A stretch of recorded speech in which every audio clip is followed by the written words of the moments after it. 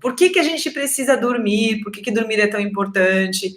Então, a maioria das pessoas não conhece o fato de que o sono acontece em etapas, em estágios. E cada estágio tem uma característica fisiológica particular. Cada estágio tem uma função, né, no nosso organismo.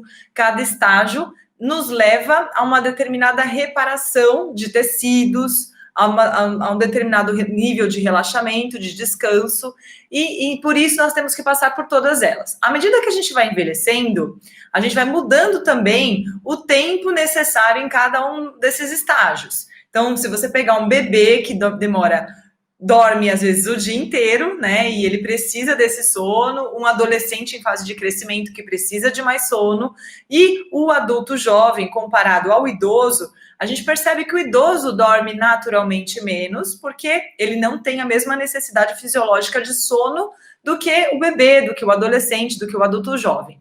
Entretanto, muita gente dorme menos do que deveria, isso por questão de hábitos, de compromissos, de tarefas, e isso compromete a saúde e atrapalha o processo de envelhecer bem. A gente envelhece, mas envelhece de maneira acelerada, produz mais radicais livres que vão oxidar mais, vão trazer mais estresse oxidativo para o organismo como um todo e vão acelerar o processo de envelhecimento celular. Quais são esses estágios? Então, a gente divide o sono em dois tipos. O sono não REM e o sono REM. Então, essa semana a gente estava falando no nosso grupinho do Mais Saúde no Ar, e para algumas pessoas, eu vou deixar essa informação agora mais pública. E o sono REM, ele é aquele. O que significa REM, para começar, né? A gente fala sono REM, sono REM, sono REM, mas não sabe o que é o REM, o REM. Em inglês, é a sigla do Rapid Eye Movement. Então, rapid de rápido, eye de olho e movement de movimento. Então, é um movimento rápido dos olhos. E é uma das características desse estágio, que é o sono REM. E além disso, não sei se alguém já notou, a mãe que fica lá de olho no sono do filho, alguém que fica velando o sono de alguém, para estar preocupado, quer saber se a pessoa está dormindo bem. E às vezes a gente nota que a pessoa está com o olho fechado, mas o globo ocular fica fazendo espasmos, fica fazendo movimentos. Isso é uma característica, é um sinal do sono REM. Além disso, acontece também uma coisa que a gente chama de atonia muscular. E na atonia muscular é quando a musculatura ela perde sua função antigravitacional, ela deixa de estar naquele tônus que nós mantemos durante a vigília. E durante o estágio não REM também. A gente tem menos, né, contração, menos tônus muscular, tem um relaxamento muscular no sono não REM, mas no sono REM esse relaxamento é completo. A pessoa não se mexe, ela fica ali imóvel durante o sono REM. Então, já é um sinal para nós. Se você dorme com uma pessoa que fica te chutando muito, muito inquieta, e ela não para, sabe? Aquela pessoa que não entra naquele estágio que ela está completamente inerte, é sinal de que ela pode não estar tendo um sono REM durante os ciclos noturnos do sono. Isso precisa ser investigado, porque a ausência do sono REM, ela atrapalha demais todos os processos. Por exemplo, é no sono REM que a gente consegue ter um descanso profundo. Então, a pessoa que não passa pelo sono REM, em geral, já acorda se sentindo cansado, se sentindo que não teve um descanso adequado. Ela tem sonolência diurna. Então, a sonolência diurna ela pode estar associada com várias coisas, mas ela não é que a pessoa é preguiçosa. A gente vai se acostumando com as coisas ruins e vai trazendo historinhas para nossa cabeça, vai dando justificativas. A pessoa gosta de dormir. Ela adora um soninho, uma sonequinha. Tá acostumada a dormir. Claro que depois o hábito vai tornando isso comum para o nosso corpo. Ele vai pedindo, como se ele precisasse.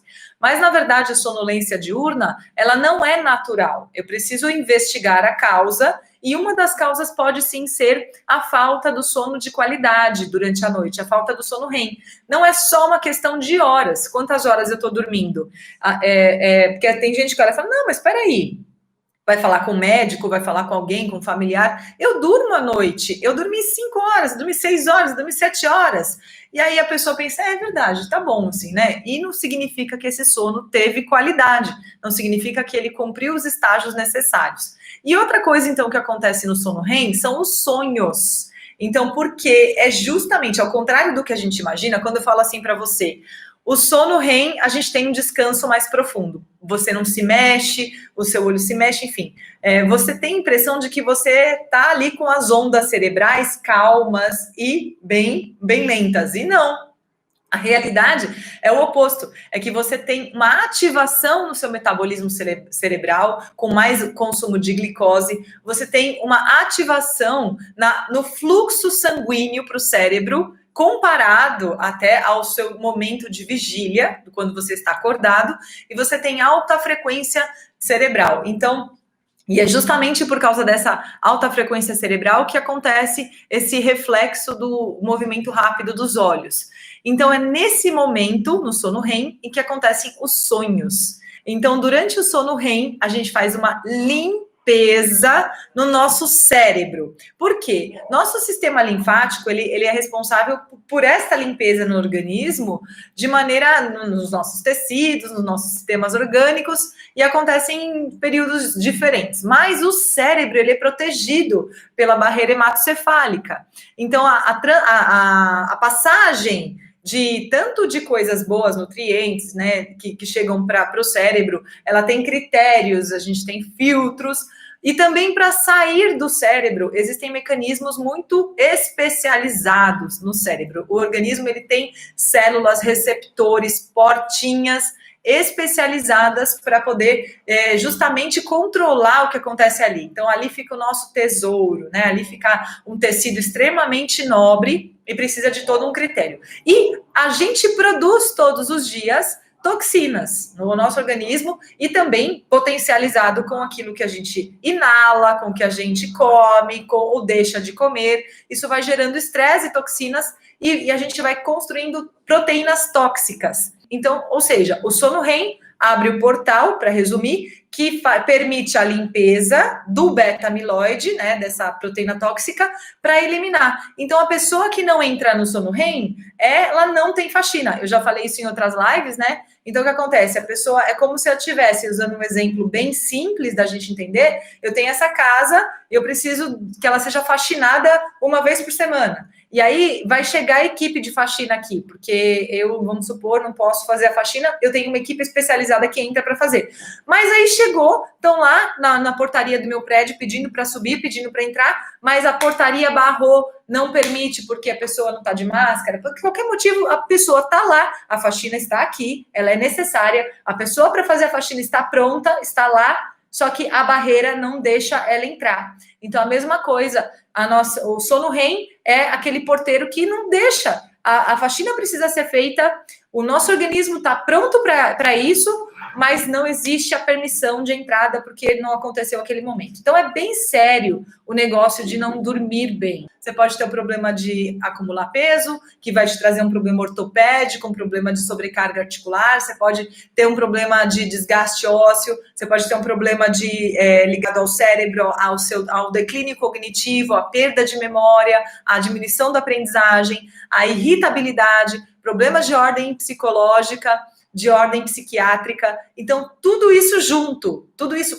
e compromete os seus relacionamentos, porque se você está irritado, se você está sem produtividade, vai entrando num ciclo negativo e que, poxa, quem é que te aguenta? Nem você mesmo se aguenta. Imagina as pessoas que convivem com você, então esses relacionamentos vão ficando complicados, vão ficando fragilizados, isso causa um grandíssimo problema e a gente não pode viver dessa forma, não tem qualidade de vida dessa forma. E geralmente quem precisa começar a tomar calmante? Pessoas que precisam de ajuda em alguma coisa emocional.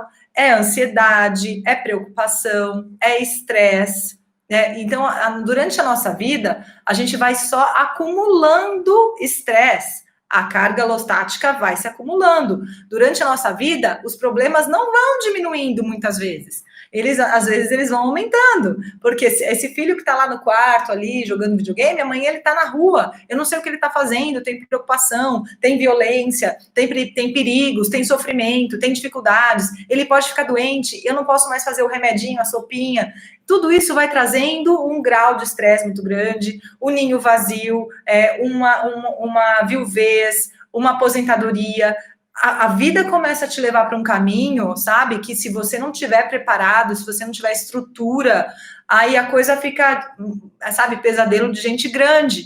E como você lida com isso? E fora, sem contar as dores que a gente vai experimentando durante a vida. A perda de pessoas queridas, a perda de um filho, a perda de um... né, a gente vai ficando sem pai, sem mãe, sabe? E de repente você olha e fala, gente...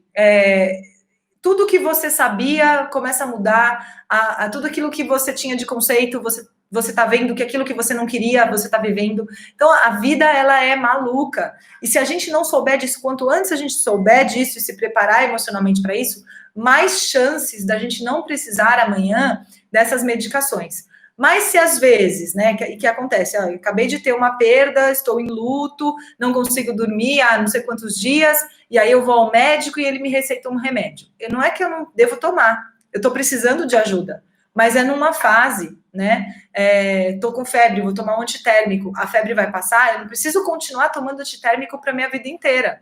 Acontece que às vezes, é o caso da Lídia que ela citou aqui, a gente se acostuma tantos anos com aquela medicação que o nosso corpo, de uma coisa que ele produzia naturalmente, ele já não consegue produzir, ou ele vai precisar ser ajudado para voltar a produzir. Então, por isso que eu falei, tem que passar por uma orientação médica, tem que ter acompanhamento, porque ninguém consegue tirar um remédio que está acostumado do dia para a noite, ninguém pode colocar um remédio por conta própria do dia para a noite, não façam isso, procurem sempre orientação de um psiquiatra, de um médium neurologista, para verificar a real necessidade e qual é a medicação correta. Porque às vezes você pensa que alguém chega para você, tomei esse, me ajudou, foi bom para mim. Isso não quer dizer que o seu problema ou a sua necessidade seja a mesma. Isso é uma grande falha, é uma mania que as pessoas têm de achar que remédio pode ser assim.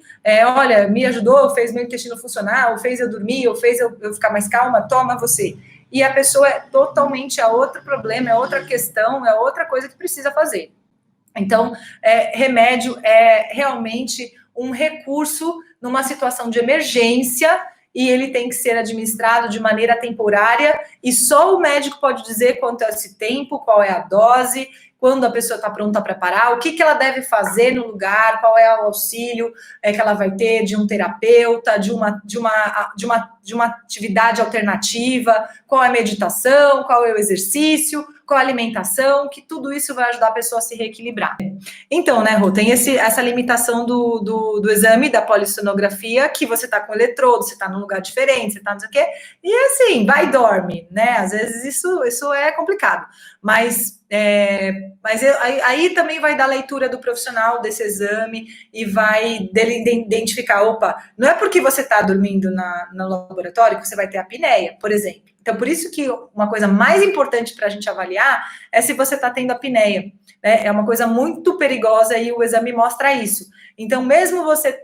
eu tive apneia porque eu estava no laboratório. Não vai acontecer isso, né? Então, esse é o principal motivo do exame. E, às vezes, esse cansaço de manhã não é falta do sono REM, é apneia. É que você está tendo apneia. Então, a gente precisa investigar mesmo. O tipo de lençol que você dorme pode te ajudar a dormir, você tem que sentir conforto, prazer, não pode ser calor demais, não pode ser frio demais. O tipo de pijama, às vezes a gente usa o pijama que a gente ganhou, sabe? Para fazer gosto para alguém, para a esposa, para o marido. Às vezes a gente usa a roupa que a gente estava durante o dia e a gente tem preguiça de trocar. Gente, um pijama pode atrapalhar o seu sono. Se ele te deixar com muito calor, se ele te deixar com frio, se ele ficar te prendendo, se você se irrita. Às vezes você não se pergunta se você gosta de dormir daquele jeito. Às vezes uma camisola enrola tudo na cintura, aí quando você vira, aquilo te atrapalha e você vai puxar. Então, você não pode ter esse tipo de desconforto. Tem pijama de zíper, tem pijama de botão, você acorda tudo marcado, brinco, não tira nada para dormir. Então, são coisas que a gente precisa tomar cuidado antes de dormir. Então, assim, chega uma hora que você tem que tomar uma atitude, né? Frente às coisas que você não pode mudar. E se você pode mudar, mude, mas não na hora de dormir.